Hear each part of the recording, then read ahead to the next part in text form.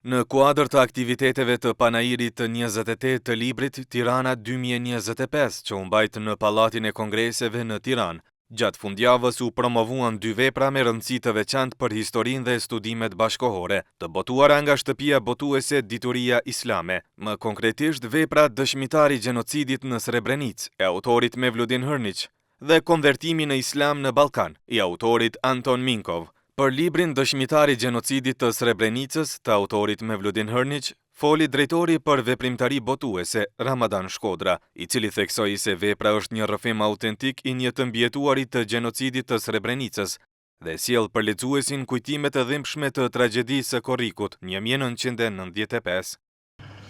Libri i Imam Mevludin Hërniqit rrjedh nga një rrëfim autentik i një mbijetuari të gjenocidit në Srebrenicë. Ai përshkruan tragedinë që ndodhi korrekt në vitin 95, kur qyteti i shpallur zonë e sigurisë dhe i rrethuar nga forcat ndërkombëtare u pushtuar nga forcat serbe. Ky libër është rrëfim i drejt për drejt i fuqisë dhe i dhembjes që mund të hedhë në dokument merrën e përjetuar nga populli bosnjak.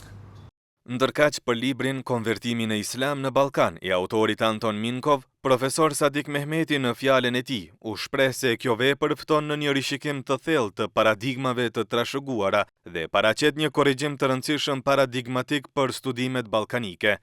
Botimin e shqipi veprës së akademikut bullgar Anton Minkov, Konvertimi në Islam në Ballkan, peticionet e kisve bahase dhe jeta shoqërore osmane 1670-1730 nafton për një rishikim të thellë të paradigmave të trashëguara. Duke u mbështetur në një korpus të pasur burimesh arkivore, peticionet e njohura si kisve bahase, autori hap një fushë studimi që deri më sot ka qenë pothuajse e anashkaluar. Të pranishmit ishin shumë të interesuar për këtë aktivitet. Ata u shprehën se janë shumë falenderues.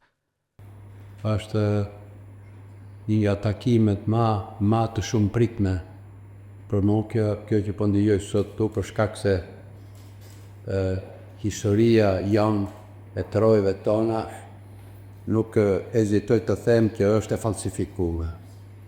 Veçanërisht periudha osmane, ku ne si popull kemi pas një rol jashtëzakonisht të rëndësishëm në të, është paraqit krejtësisht e deformuar të shkajte ideologjike, politike, po dhe për ato armiqësi që ne i dim që i kemi pas rreth të qarkë të rojeve tona.